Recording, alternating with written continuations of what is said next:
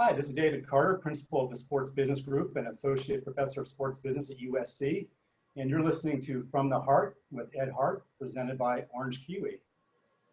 Thank you, Dave. It's really good to see you. I met Dave. I worked at USC, as a lot of you may know, because I've talked about it before, about 2007 to 2011. And as you know, I'm also a sports junkie. So when I heard there was this thing called the Sports Business Institute or Sports Business Group, I obviously had to look into it and get more involved in it. Then a lot of our mutual friends knew David Carter, knew me. So we met, and I think if you ask me anyway, we've been friends ever since. David may have a different perspective on that, but I think he might agree with that. He's a national authority on sports business and strategic marketing. He's the author of 4 books. I'd love to talk about those a little bit today, having to do with the sports business industry. He founded the Sports Business Group in 1999, following more than 10 years of consulting for the sports and entertainment industry. As a sports business consultant, I'm just reading here. For those that are listening, I'm reading. For those that are watching on YouTube, that's why you don't see my eyes. I'm just reading here for a moment. As a sports business consultant specializing in strategic marketing, Professor Carter has consulted for corporations, sports organizations, sports and entertainment venues, law firms, municipalities, and individual athletes. He regularly provides sports business commentary to national media concerns. If you read anything in Sports Business Journal or other publications having to do with the business of sport, there's a pretty good chance you've seen David Carter's name at some point. He hosted for years, and I'd love to catch up on that, a commissioner series at USC, which has brought in the top commissioners from major sports and NCAA and others, and very well dialed into the sports and sports business industry. So David Carter, good to see you, my friend. How have you been? Great. I was getting a little concerned that you're never going to invite me to one of your podcasts. So happy to be here with you, Ed, as always. Well, it's great to see you. It's normally when we get together, it's social, and that's coming again really soon. I think it's already even on our calendar. So I introduce you as an expert in sports business. I worked in sports for 3 years. I have taught a sports leadership class for 5 or 6 years. I'm nowhere near what anybody would call a sports business expert. How does one become a sports business expert? I'd love to hear I don't really know your background and how you got to where you are today. Well, I don't know that I am a sports business expert, so I'd encourage you to go out and do some research and find somebody that can give you a great answer to that. I think, like most people's careers, where you end up isn't necessarily where you began and where you thought you would end up. And it's just been an evolution or maybe a de-evolution for me to get to this point where I am very fortunate to be able to consult and teach and really keep an eye on what's going on in the industry. Did you get, you obviously grew up loving sports, or I think you probably wouldn't have gone where you are in your career. I love your combination of sports and education. I think that's one of the reasons why you and I get along so well, is we both have those passions. And I know you're more on the business side of sports. I'm probably more of the fan. But I'd love to hear more about just anybody that maybe influenced you growing up, a family member, a coach, somebody that inspired you to say, I really want to get into education, teaching, and have the angle in sports. Well, it was a little bit different than that. And I appreciate the way you positioned it. When I was growing up, I think like most kids, you really like sports. By the time I was in college, I was much more intrigued by the amount of money flowing into it. And if you're attached to, having gone to USC and been a part of the business school, and you realize the role of the entertainment industry, the role of real estate, the role of engineering in Southern California, it seemed like an opportunity to develop some sort of sports curriculum, whatever that would be. I had no idea what that would be at the time. And what I tried to do was offer up an initial class. They brought me on as a trial instructor. And I found that it helped me, to this day it still helps me, build my consulting business. And my consulting is enhanced because I'm in an educational environment at a very high level at USC, one of the top programs around. And so they've always been very symbiotic for my career. And by the way, for me personally, the variety is outstanding. A little bit of time in the classroom, a little bit of time as an expert witness, a little bit of time consulting or sitting on boards. And so every day is quite different. And that's really what I like about it the most. Yeah. Anything stand out to you? And you talked about, I know you can't divulge like details of cases and so forth, but were there ever any moments where maybe you're being an expert witness or you're talking to somebody about some big case, I use the word case, I don't mean that in a legal term, necessarily, where you thought, wow, I can't believe I'm doing this for a living? Because one thing I know about you is you're passionate about what you do and you're happy, and most passionate, happy people probably have that moment in their career where they think, I can't believe I get to do this for a living. Yeah, what I'm reminded about it the most, Ed, is from guys like you and other men and women out there that are big sports fans, that they think it's great that I get to see behind the curtain, and they're very curious about it. But it's like anything else, any other job or career. If you're in it every day, you probably lose in my case, you lose your fandom, which I have not had for a very long time. And I think part of that is you're in something day to day, 24/7. The industry never stops, never sleeps. It's kind of the first part of it, that there are no parameters, there are no guide rails every day or on weekends. It doesn't stop, and I think because of that, you have to build up some sort of tolerance for when to turn it off, when to stop following, and quite literally at the end of the day of working in it all day, morning till evening, the idea of getting in the car and driving to Staples Center or doing something else sports related, hitting a Dodger game, is just mostly untenable. I mean, you've been doing it for 8, 10 hours, and now you go door to door another 5 hours to an event and get up and do it again. So I think there have been a lot of reasons why the fandom has fallen away, and I sense in talking to colleagues that that's largely the case for them as well. Yeah, I actually worked in sports, as I mentioned, for a few years, and I'll tell you, when I got out of it and I was just a fan again, it was so nice to just go to a game and just sit and watch a team and just be a fan of the game. When you're working in it, like kind of to your point, I think, I don't know how you are, but when I go to a ball game, I'll just use baseball because that's my passion. I'll sit at Dodger Stadium or at a minor league baseball game or Angel game or what have you. When I was working in the game, and I would start really assessing, why are the concessionaires doing this? Why are they doing that? And I'd be spending more time looking at and thinking about the business of the game. Now just being a fan again is a lot of fun.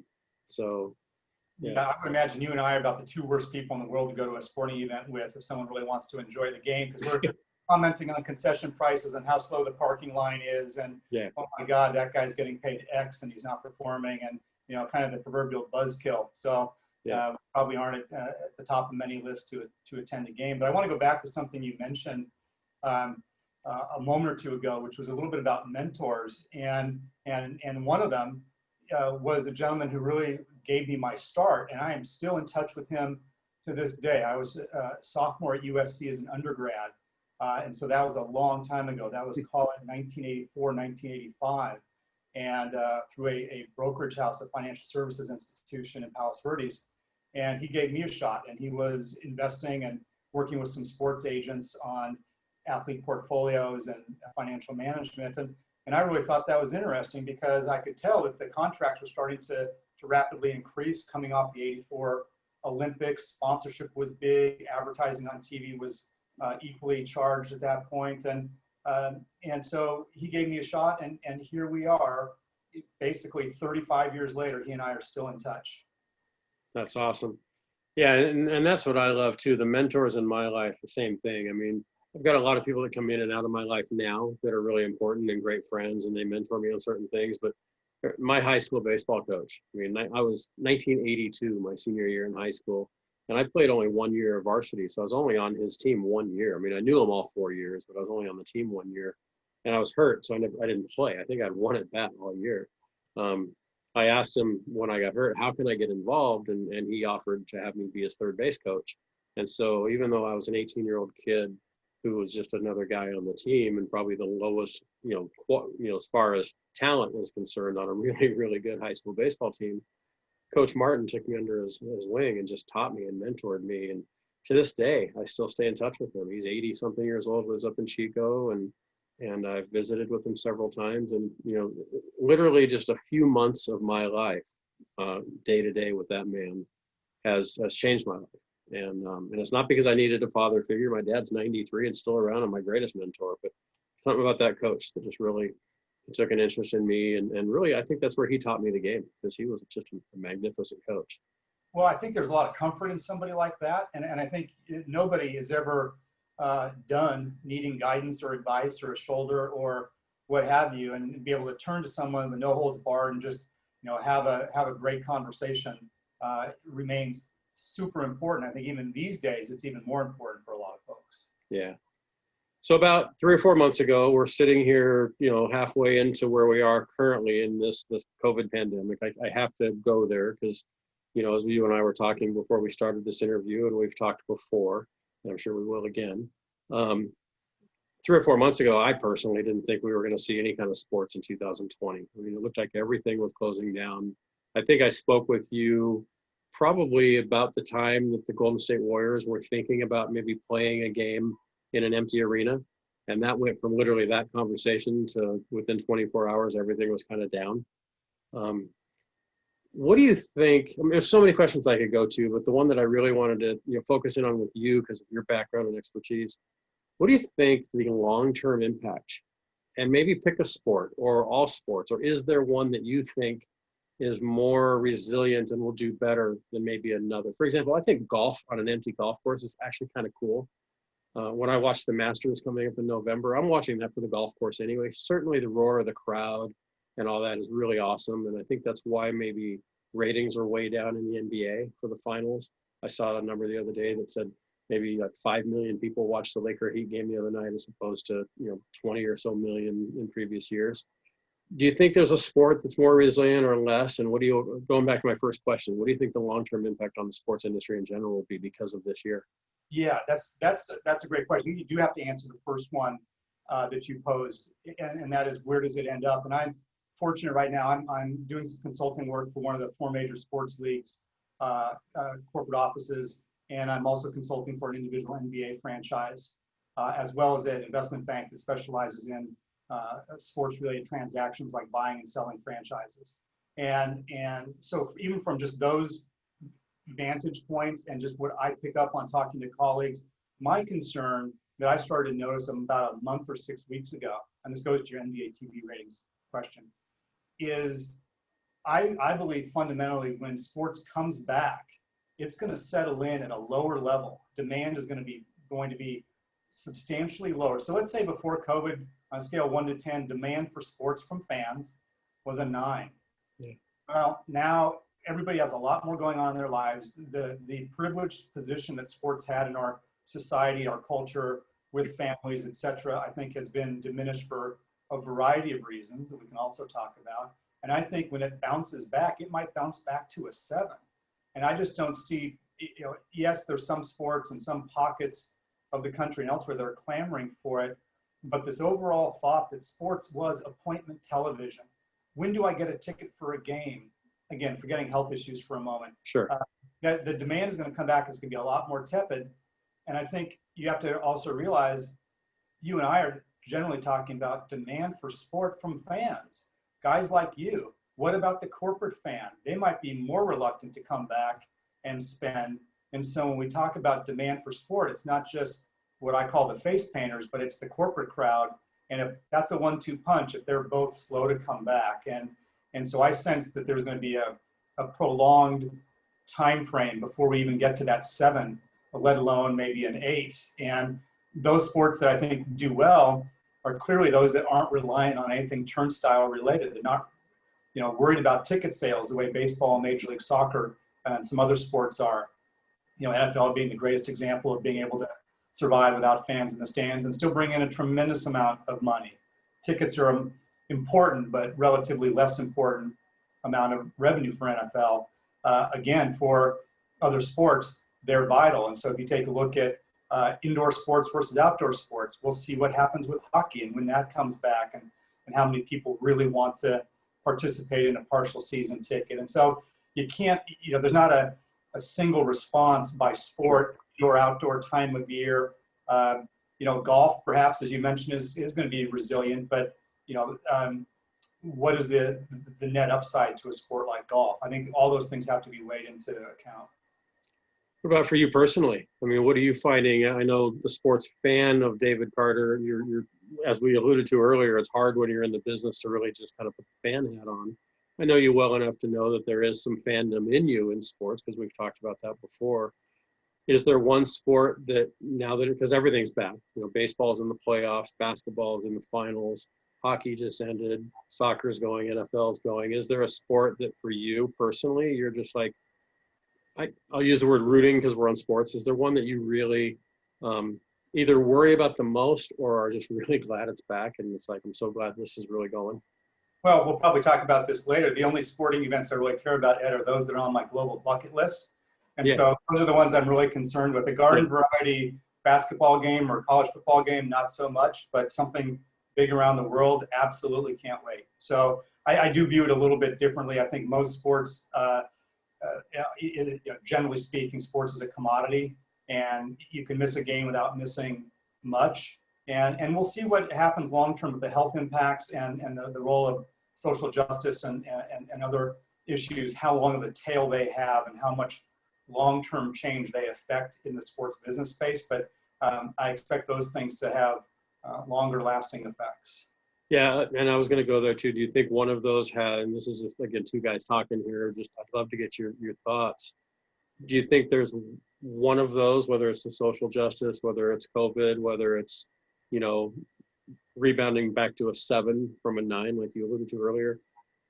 Do you think any one of those is really going to have the biggest I mean, for me, like you talked about the indoor sports, it might be the health impact.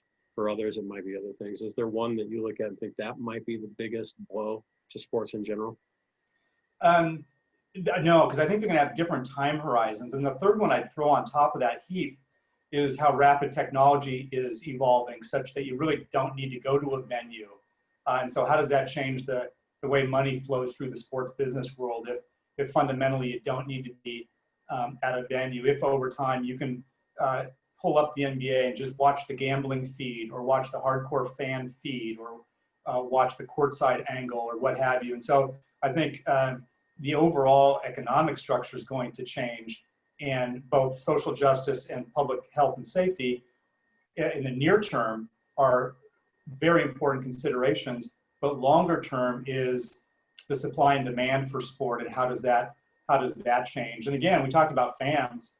You've got some younger fans that that are all about the experiential economy, and sports and entertainment is no different. And so you better have a venue that addresses their wants and needs. Fans our age might be less inclined to go and sit elbow to elbow with somebody at a hockey game or some indoor venue for a concert.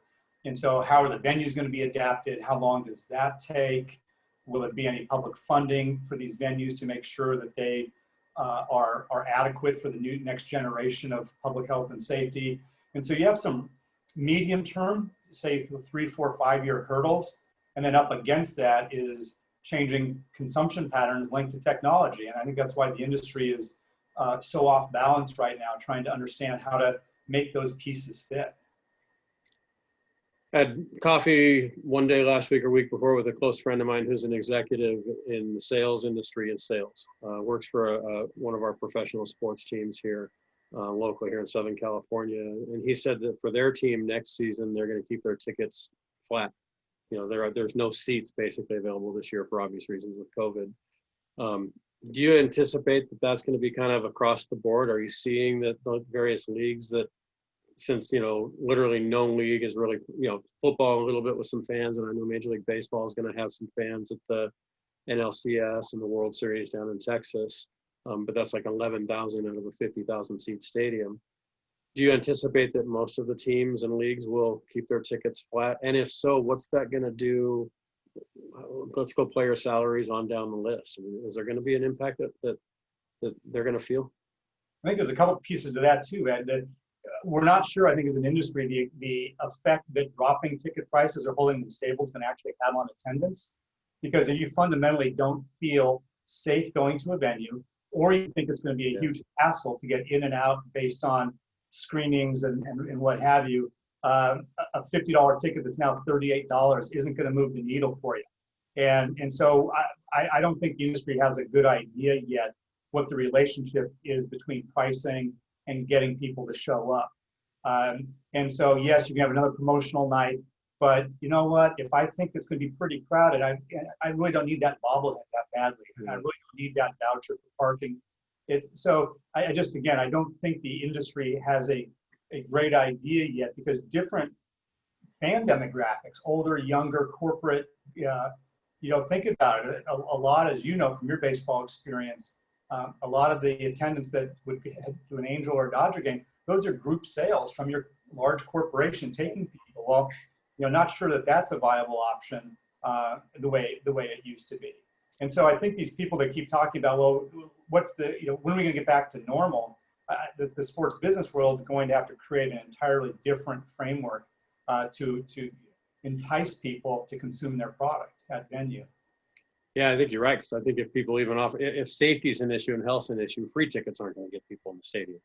Because to your point, I mean, if it's going to take 15 minutes to screen us going through, and it's already a nightmare to park and leave the ballpark or the stadium or the arena, long lines at concession stands already. But yeah, the fear factor that we have as just citizens of our world right now, not just our country, but the sports classes I teach, it's international. The students are from everywhere. I'm hearing the same things from my students in France and Germany and Spain and Japan and South America, that hey, the same fears and concerns that are all over the news in the United States are all over the news around the world as well. People don't want to congregate in a stadium with 100,000 people to watch a soccer or American football game. But flip the script. The fears and concerns are on behalf of the major events and the teams themselves.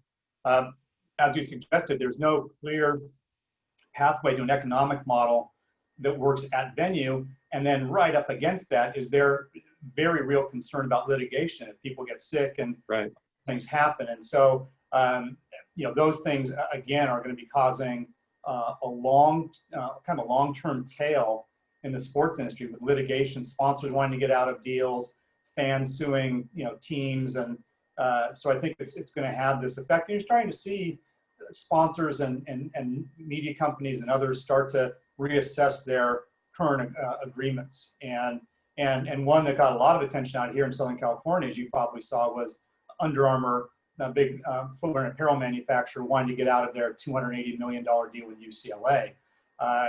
And so you're going to see a lot of that. And I'm not suggesting whether their approach was founded or unfounded. I'm just suggesting that a lot of colleges, a lot of professional sports teams, leagues, media companies, sponsors, they're scurrying to their legal departments to figure out where are they vulnerable and where are their opportunities. And so there's the business component that we're talking about, but right behind there, 1A is business and 1B is probably the legal complications. Yeah, and you hit on something earlier that I've been just kind of processing prior to this conversation and even deeper now because you said it, and that is just what's the importance of sports going to be? We're facing this, and it's easy to say right now, when something is so critical, it's hard to picture anything else being this important. 5 years from now, when hopefully, I'm knocking on wood here, COVID's a thing of the past and everybody, there's this next thing coming. There's always something out there, unfortunately. But I'm hoping that we will rebound from this, and that we will. I miss the days of turning on, even if I'm not at a game, turning on the TV and hearing the fans and just the anticipation, the excitement there. What do you think? Let's take this now to where you are now. You've been at USC now for a couple of decades. I think 99-ish, right? Is about when you came to USC. Oh, a few years earlier than that, but I'm aging well, so I'll take that. There you go. What do you think the impact on college sports? We just heard in the Pac-12. College football's going now. I've watched bits and pieces of a couple of games over the last few weekends. Pac-12 just announced their modified schedule of 6 or 7 games, depending on whether team makes it to the conference championship. I'm assuming no fans anywhere, right, in the Pac-12. I hadn't heard, but I'm assuming that's the case. Well, I think it starts to get complicated. We were just talking about business impacts and legal impacts, and now you have to throw in the political component. And different states have different mandates, different cities have different procedures, and very difficult to pull off football in a conference that is represented by multiple states, right. With varying protocols. And so I think forgetting, I'm not even concerned about or really care that much about the quality of play, which I think is going to be compromised as well. Mm-hmm. But can you really patch together any kind of a compelling 7-game season in the Pac-12, for example? So even if you cared, even if you were one of those big alums or boosters or whatever, again, scale 1 to 10, your excitement 6 months ago might have been pretty good. Your excitement now for your team, I'm not saying that the season's not going to be legitimate, but I'm not taking any road trips. The games in front of no fan. Where's the buzz? Where's the hype? Where's everything I looked forward to? And I talked to an executive a week or so ago very astute, actually, franchise owner, and he said to me, when I turn on the TV and I see the paper cutouts and the nobody really in the stands, and I can tell that it's piped in noise, all it does is reinforce to me the fact that things are abnormal. So perhaps in some cases it's having the opposite of the intended effect. And when you see some of these college football games coming out of the Big 12 or the SEC where they're having maybe 20, 25% of the fans in attendance, even when you see a big game with a handful of fans, I think our inclination is to go back to, wow, things aren't quite right. And oh, by the way, there's a game on. Yeah. It's an odd dynamic for this year. And so to think that the Pac-12, we'll get through this without COVID outbreaks. Let's say they do. I just fear that a lot of people are saying we need to protect the amount of money coming into our conferences, to our professional sports leagues. How best do we balance the politics with public health with our business concerns? Yeah, I know that I was probably one of those people saying back in maybe May, June, look, let's just call it a year. Let's deal with health. Let's deal with those big rocks in the bucket right now that are the most important, highest priorities, and we'll get back to sports in 2021. I've changed that a little bit because I'll admit, I do love that I can turn on the TV and watch the playoffs tonight or watch the NBA finals. It's not must-see TV like it was, and I think a lot of that is either Ed's priorities have changed, and Ed is Joe America now, or world. We all are, as you said, our priorities have shifted, but also just that crowd noise, like you said, what that executive told you, I think is very real. That it just reminds me when I see those cardboard cutouts, or I'd almost rather hear a ball game with no piped-in noise and hear the banter between the players. To me, that would, for me personally, that would be more entertaining than piped-in noise. But I'm guessing the players don't want that because they'd like to have a little bit of their privacy too. That's definitely the case. You'll love this statement, I suppose. But a lot of people in the industry thought that absence would make the heart grow fonder. And I think what we found is that there's a component of out of sight, out of mind. And sports was out of sight, and other things were on our mind. Yeah. And when you're historically, as everybody said over and over again for decades, Howard Cosell called sports the sandbox of life. The escapism was very important. You can't escape to sports anymore because of the social issues, because of the political and health issues. And I think that's, when you roll them all up, I think that's one of the real drags on demand right now is people are just up to their eyeballs in controversy and chaos and concern, and you can't turn on a ball game anymore. I'm saying it's kind of in quotes. You can't turn on a ball game anymore and just enjoy it. And I think that's because fans are harkening back to what sports was like 5 or 10 years ago, whether it was perfect or imperfect, not really my position to take. But comparing turning on an NFL game now, seeing announcers with masks on in the booth, or players kneeling, or stadiums that are half empty or entirely empty, depending on the state. It's just, sports used to have this privileged place in society. The academics call it that sports is part of the social fabric of society. And now that it truly is that, that's a little bit less about sport. And that might be why a lot of people tuned in just to watch the game. Yeah, and you're seeing announcers now announcing from their sofa at home. I know Charlie Steiner, who calls radio games for the Dodgers, is doing it from his living room. And, I know that Joe Davis and Oral Hershiser, who do the TV for the Dodgers, when the Dodgers have been on the road, they're still sitting in the booth at Dodger Stadium calling it. They're not traveling with the team. So I think maybe it's showing that there might be some things that I'm not suggesting that's going to be the case in those two examples ongoing when everybody can be back in the ballpark. But I think on the silver lining of all of this, we are seeing that there are certain things that actually kind of do work.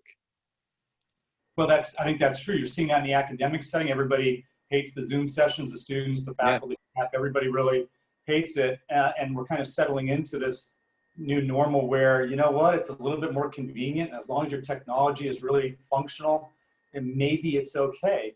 But you have to pause there and say, no, it's not okay. We're not having the interaction with our students in the classroom. We're not having that personal discussion. We're not developing, as you started the program, mentoring relationships. We're not making ourselves as readily available to young people that might have questions or want to break into the sports industry. So it's convenient, but some of the things we've cut out are the core value of why we're there. Not going to games or maybe broadcasting it from your couch, that's not the same as sitting next to you at a Dodger game and me harping on you as, why in the world, Ed, are you a baseball fan? We'll grow out of it at some point. Yeah, you've said that to me before, and you'll say it again, I'm sure. I will indeed. And so the things that we've exchanged convenience for some foregone things, and those foregone things were the difference makers, whether it's in education or maybe even being able to attend a sporting event with a colleague or a prospective customer and conduct business development. That stuff just doesn't exist. And, you know, I've joked with some of my colleagues a year or two ago, if someone asked you, would you want to come and sit in our suite, or we've got some field passes for, Rams game at the Coliseum, they'd hang up and be standing in front of the Coliseum before you could even say yes. And today, if that happens, you'd say, gosh, you must not think very highly of me. How important am I if you're asking me to go to a ball game right now? And that dynamic alone is sending people scrambling to figure out how to conduct business development, or how to thank employees, or how to congregate with your buddies to have a couple of beers and some hot dogs. Yeah, the rising price of tickets and parking and concessions has certainly done well for big screen TVs. I know, I have the biggest TV in my house now that I've ever had, because I figure, not just because I may not be going to a sporting event for a long time, but other things as well.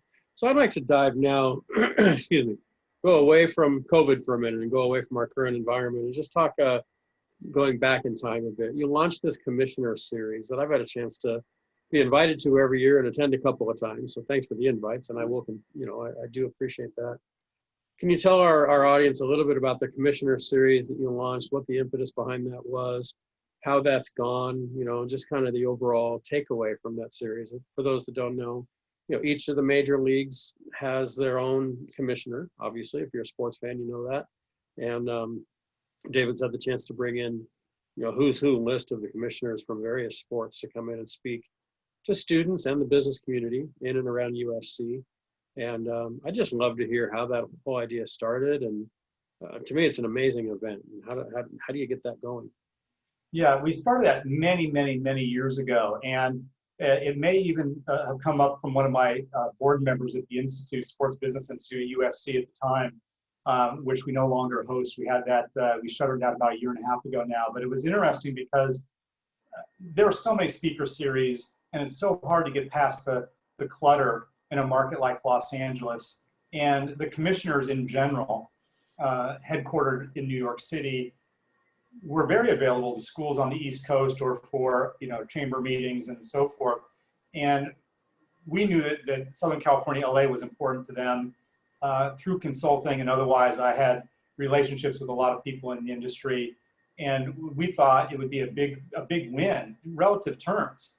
Very special in Los Angeles to have the commissioners or the major executives come by and do a one-on-one interview with me in front of maybe a couple hundred people at a venue at USC. And that grew into a franchise. We started with Bud Selig, and I believe we ended with Rob Manfred. So we bookended it with your two favorite people in baseball, but we also brought in the likes of Adam Silver and Gary Bettman and Lorenzo Fertitta from Ultimate Fighting. We had Peter Uberoth, Mark Emmert, who runs the NCAA right now. And we just had a great cast of people that were very willing to be part of it. Even on the media side, John Skipper, who was running ESPN at the time. And we were very opportunistic. We knew Skip would be in town because ESPN was hosting the national championship game at the Rose Bowl. Well, we're 2 miles from where he's staying at downtown. Why don't you come by? So I think being opportunistic and reminding them that a strong presence among business people and fans in Southern California is good for their business. And consequently, they would show up. And it was really great. It helped the USC Marshall brand, I believe. It certainly was fun for a lot of folks. And we got a chance to see what a lot of people on the East Coast saw all the time, which were these executives making billion-dollar decisions, talking their way through them with us. Awesome. I appreciate that. Yeah, the few that I attended, I really, not only the networking and friends that I have to this day that I met at those events, but hearing the likes of some of those commissioners that you alluded to. So you went to Mark Emmert, NCAA, which takes me into not about Mark, but about the NCAA. a lot of news. A lot of my students in the last couple of years have asked me, and I haven't really known what to tell them other than Ed Hart's opinion, which isn't worth a whole lot on this. Um, Revenue sharing with athletes. I know that's a big part of what your new venture is now. And I don't know how much you want to or can share about what you're now launching and what, came out this week. But talk about your opinion. I'd love to hear your opinion and kind of how that's launched you into where you are now, about the plus sides or the pitfalls or the concerns with, sharing revenue with, obviously we know if Tom Brady sells, number 12 Tampa Bay jerseys now, he's going to get a big chunk of that because it's his likeness and so forth. Doesn't work that way currently in college sports. And I know there's a lot of reasons why. Just open slate here. What can you share? What can you talk about when it comes to how revenue sharing should or shouldn't or could or couldn't work at the collegiate level? Well, the spoiler alert is it doesn't matter. It's a legal issue, and the law is headed in their favor. And so opinions, I don't mean yours, but opinions in the marketplace or other hand-wringing that takes place is borderline irrelevant. The NCAA for many, many years has been pilloried because of the way they've run the organization. And I think they've run it based on their ethics and what they thought was right with respect to amateurism. But clearly over the last decade, the lawsuits that have been coming their way have increasingly gone against them. The results have gone against them, with each chipping away, each lawsuit, I should say, chipping away at their ability to prohibit athletes from making money from their name, their image, or their likeness. And there have been several major cases over the last many years, and it just seems to me that not only is it inevitable that the athletes are able to profit from name, image, and likeness, but they're going to start doing so next year. And what does that mean for everybody in the industry?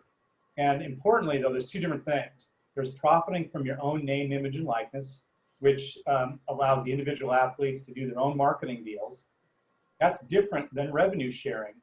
And some conferences are looking at revenue sharing now, that X% of what the conference brings in will flow to the student athletes as a revenue share. So that's a huge fundamental shift, not likely to occur anytime soon. Sure. But that really looks like the professional model. In college, it used to be you're supposed to balance academics and athletics, and that's kind of the amateur model. The professional model was you're in pursuit of a profit.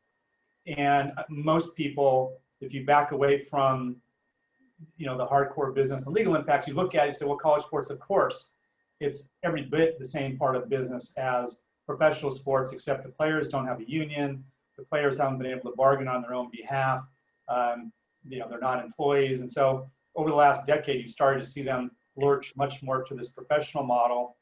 And now within the next year, you're going to see legislation that allows them to profit from their own name, image, and likeness, meaning the college quarterback can go out and do his own endorsement deal with the local car dealership. That raises a lot of questions. You talked about how the NIL, the naming, image, and likeness is different than the revenue sharing. So let's look at that quarterback at USC or that tailback at Alabama, the Heisman Trophy candidate, who obviously his number is going to be a jersey every kid in America is going to want to wear, and some adults, when you're going to grow out of the fandom, as you just alluded to a minute ago. I'm happy to say I haven't worn an athlete's jersey.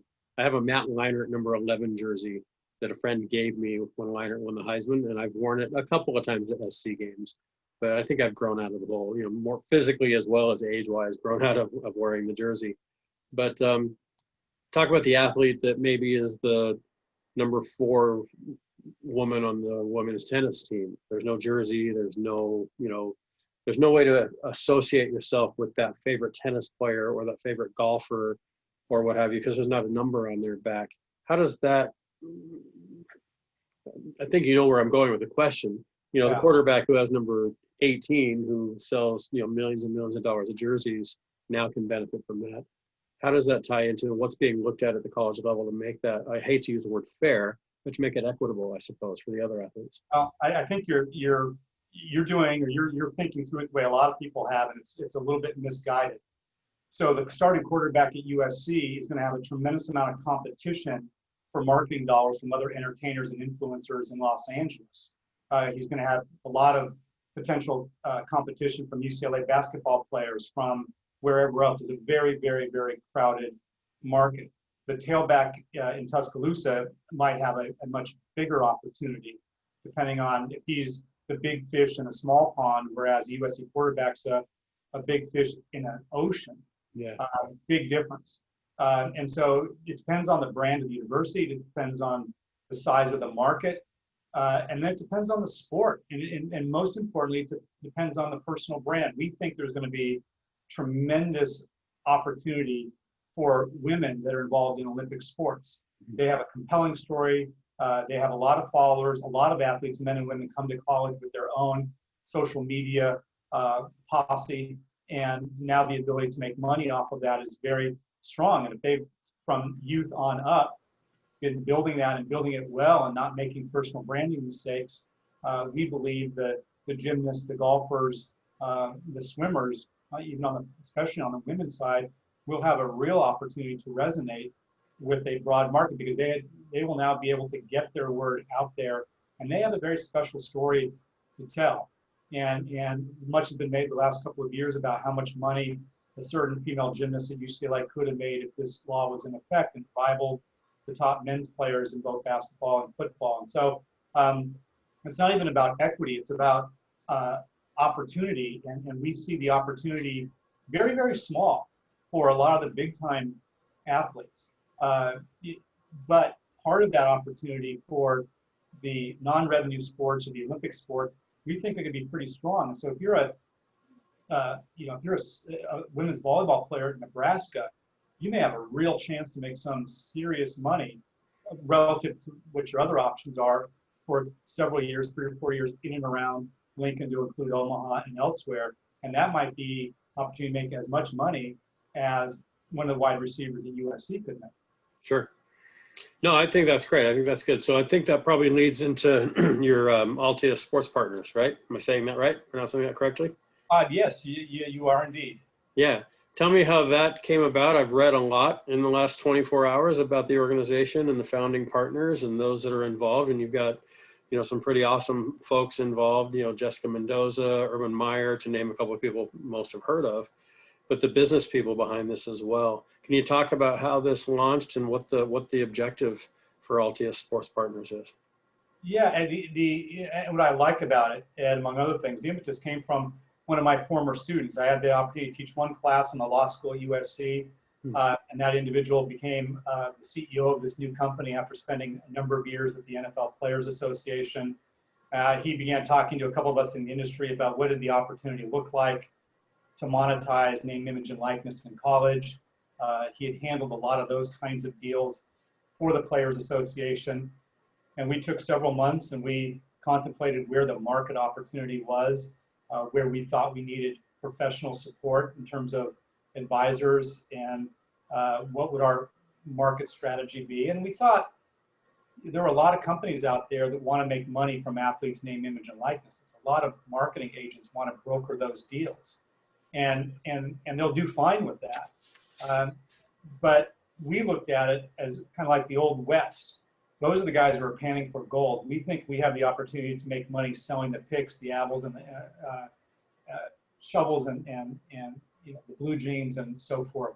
We think that if we can handle that on the back end with consulting for athletic departments and helping them understand compliance and educating their student athletes about personal branding and what it takes, if we can really be that top-end consulting concern, advising not just athletic departments, but potentially at some point the conferences, and then also brands, big corporate brands that want to get into the space but don't know how to navigate it.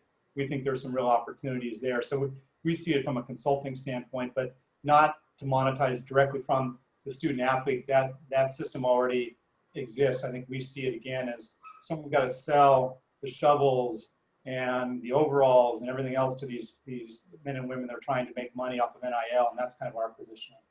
I think that's great because you guys are seeing something that's been around in the news for a while in speculation, and it's I love that you're involved in this, and I love that you guys seem to be figuring out. You're quoted talking about the balancing act between coaches and athletes and the corporations and the companies that want to market and so forth.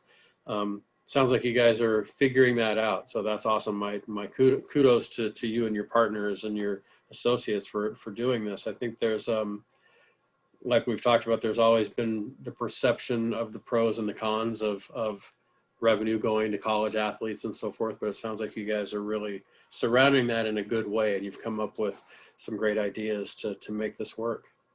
Yeah, we're optimistic. We've been in business now for a little over 1 day. Well, how's business going so far in your first 24 hours? It's going great, actually. Yeah. We signed 2 major clients in the University of Texas and Louisiana State University, and I think we have several others in the pipeline. So we're optimistic. But you know what? Part of the fun in launching a new company is just launching it and seeing where it goes. And so there are no guarantees, but surrounding yourself with a lot of great people has certainly been a lot of fun on my end. Yeah, so that takes me into a few more questions here. What do you enjoy about what you get to do with Altea Sports Partners in this long history of 24 hours? But I mean, David Carter, the sports business executive, the college professor, just in all the different areas of your life. What you wake up every morning and you get excited about what you get to do. What excites you the most about what you do day in and day out?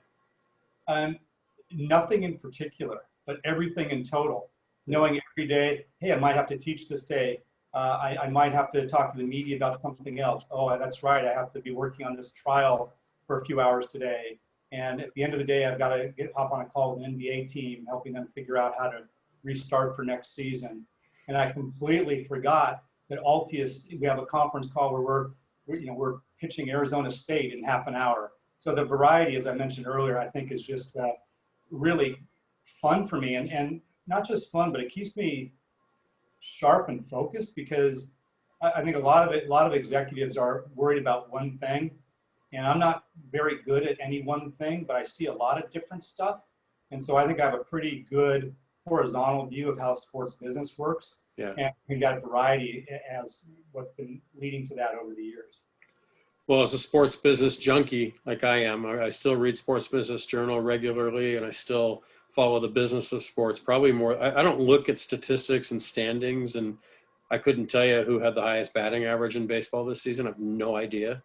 But I can tell you how the business is working, because it's just, that's something that, even though I'm more of a fan now than I was 15 years ago when I was running a team, I still have that business sense of sports. And I think part of it might be because I'm teaching it as well. What have you learned? I'm shifting the topic here really fast. I made a statement, and I usually should follow that with a question, but I'm going to actually shift back to COVID for 1 minute before I go into your sports bucket list that you alluded to earlier before we wrap up, because I know you have a conference call to get ready for.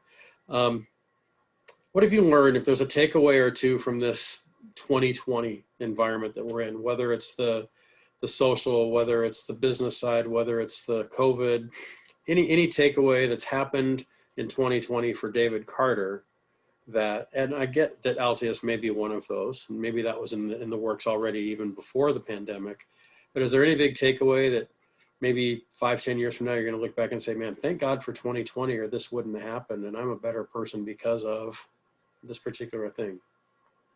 Boy, that's a interesting question and a tricky one. Mm-hmm. I think we're going to look back and realize, for me, from a professional standpoint, sports was put in its proper place. I've always thought sports is over-indexed in terms of the fandom and the craziness and all that, and I get it. People are looking for that outlet, and I think a lot of our interests and a lot of our concerns and disposable time and income have become much more primal in nature over the last 6 months, and in some respects that's probably a good thing, to refocus on family, to refocus on a whole bunch of different things, and you know, having your life revolve around what time does the tailgate party start. Maybe there's something good to be had from that. From a personal standpoint, you know, I guess like a lot of people, I don't have any real core takeaways yet. It's going to have to, you have to absorb it for a while to really get an idea of how you feel about that. I'm chomping at the bit to get back out there. Obviously, during a pandemic, we started a brand new company and signed 2 of the biggest brands in all of college athletics, funded the company, started it, launched it, and you know, I'm seeing a tremendous amount of industry participants asking me for consulting advice because there's chaos going on right now. Yeah, And chaos is good for my business. Chaos is not good for our personal lives. sure. So until those two things are kind of in concert, I think we're still going to struggle. Yeah, I think you're right. I think it's hard for us to see the lesson while we're still being taught. I look back at things that happened in my life. The biggest education in my life are things that finished 10 or 15 or 20 years ago. I don't really realize how that experience in 1993, for example, nothing coming to mind, but hypothetically, really taught me. But in 1993, I had no idea that I was in the middle of a life lesson. So yeah, I know for me, a lot of the same things that you mentioned, I think that we're reshuffling the deck a little bit and reprioritizing some things, whether it's sports or whether it's, a lot of things that just filled our time and occupied our thoughts. So I appreciate that. Yeah, balance. I think it comes back to balance. Yeah, it does. So you alluded earlier on in the conversation. First, before I ask your bucket list, what's the best way for people to reach you with the new venture you're involved with, or if anybody out there listening needs advice or needs, you've always been great to be a great mentor for me and for my students and so forth. If anybody's looking to either reach David Carter or learn more about Altea Sports Partners, how do they get a hold of you? Email is always best. david.carter@sportsbusinessgroup.com. Perfect. We'll put that in the notes, and I'm assuming the website for Altius is. Are you okay if I put that up in there as well? Just is that? I mean, I know the general public probably isn't, accessing that website as much as maybe the teams and the franchises and the organizations, but it's certainly. I spent some time on the site last night. It's intriguing. I love looking through it. Maybe that's the sports business junkie in me. I don't know. Hey, entirely up to you. Yeah, awesome. We'll do that. So last time you and I got together in person, we were talking about your sports bucket list. I know a lot of the things that are on there. I also know a couple of things in 2020 that didn't happen as a result of the pandemic. Can you tell us a little bit, just one or two fun stories, how the bucket list started, things maybe you've done that really stand out, and what's out there still on the horizon that you're looking forward to? I'm sure. And Ed, as you know, my buddy and I started this list several years ago now, and the impetus of it was I had recently completed visiting all the Major League Baseball stadiums with my daughter. My best friend said, well, why don't we start doing something cool? And over a couple of glasses of wine or more, contemplated a global bucket list for sports. And the premise was we were both just turning 50.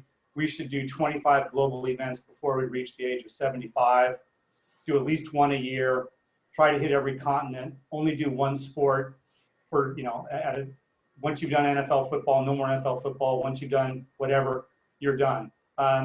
So every continent, can't go to the same country twice, with the exception of the States. And we have this big matrix of things that we can and cannot do. And so we were 6 events in when COVID hit. We started with running of the bulls in Pamplona.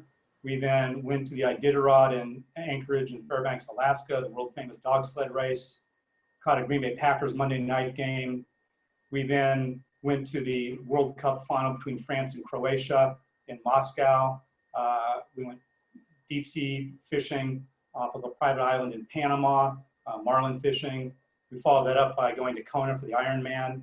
And then we were supposed to go this last April to the Masters. And as people heard about the bucket list, more people wanted to join. And so for the Masters last April that was canceled, we had 7 passes for Sunday, 7 walk the course passes for the final Sunday at the Masters. And so that got pushed back indefinitely. Our college football game was coming up, which was the Iron Bowl, Alabama and Auburn and Tuscaloosa.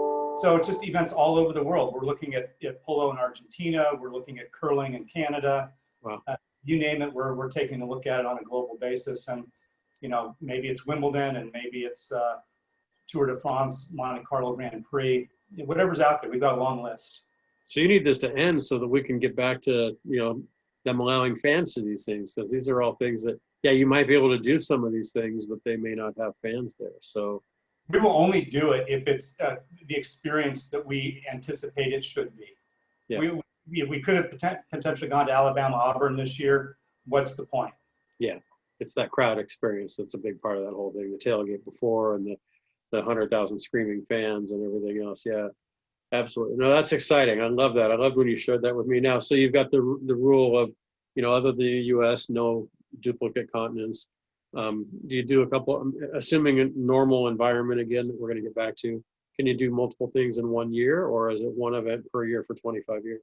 Well, I think it just depends on what's coming up that's really interesting. And it might even be an opportunity to do what we're calling a double. You might catch the back end of Wimbledon and the front end of the Tour de France. Yeah. Close enough by, you might be able to do this one and that one. So, and then we're also trying to figure out what is sport. Is Oktoberfest a sport? So we have, it's sort of like, how do you define sports? And when John Daly was smoking and driving a golf cart, people said, well, golf isn't a sport. And so we may be stretching our definition. To use an academic phrase, Ed, we might have an elastic definition of what sports constitutes. There you go. Yeah. Jim Rome used to always say that any sport where you get better as you drink isn't a sport. So, I guess golf isn't a sport for a lot of us because, or bowling, definitely not for some. So as your inhibitions go down, your ability to perform goes up in some ways. And I'm not, not doing any kind of promotion for we should drink when we perform in sports, but I know that for some people, when the inhibitions go down, the performance goes up. So yeah, Ed, you should just stop talking now. I should have stopped talking. This is the beauty of being able to edit, right? Absolutely. We finally found that one thing that Ed's going to probably edit out of the podcast. Well, Dave, it's just a pleasure to get some time with you. This has been a fast hour, and I know for those listening, a lot of my colleagues and audience, they love sport. They love the business of sport. A lot of just average fans are intrigued by the business of it because they're not going to games now, and they're tuning in and watching empty stadiums or whatever the case may be. Is there anything, since you're a college professor and I teach a little bit as well, we always have to have an essay question. I have a final question I'm going to ask you as we wrap.